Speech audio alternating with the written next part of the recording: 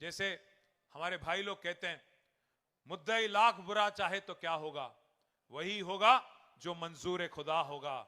భగవంతుని ఆశీర్వాదం, ప్రజల సంకల్పం, నాయకుడి నాయకత్వం ఇవన్నీ వెరిసి ఆనాడు తెలంగాణ వచ్చింది.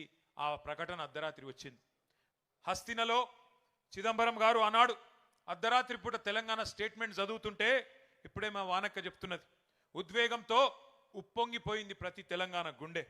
నట్టనడి రాత్రిలో పులకించిపోయింది ఈ నేల. ఓటములు, గాయాలు, కన్నీళ్లతో అలసిపోయిన చరిత్రలో ఒక్కసారి మొట్టమొదటిసారి తొలి విజయం దక్కింది అంటే దానికి కారణం మన నాయకుడు కేసీఆర్ గారి రణనినాదం అనే మాట మర్చిపోవద్దని చెప్పి నేను గుర్తు చేస్తా ఉన్నా. తెలంగాణ స్వప్నం కాదు, సత్యం అని తెలిసిన సందర్భం డిసెంబర్ 9, 2009. జాతిపిత మహాత్మా గాంధీ గారి సత్యాగ్రహాన్ని మనం చూడలేదు, కానీ మహాత్ముని బాటలో ఆమరణ దీక్షనే ఆయుధంగా వాడి స్వతంత్ర భారతంలో సంచలన విజయాన్ని సాధించిన సత్యాగ్రహి మన నాయకుడు కేసీఆర్ గారి నాయకత్వాన్ని కల్లారా చూసే అదృష్టం మనకు దక్కింది. కానీ ఒక్క రోజులో రాలేదు ఈ సునామీ, అకస్మాత్తుగా బద్దలు కాలేదు అగ్నిపర్వతం.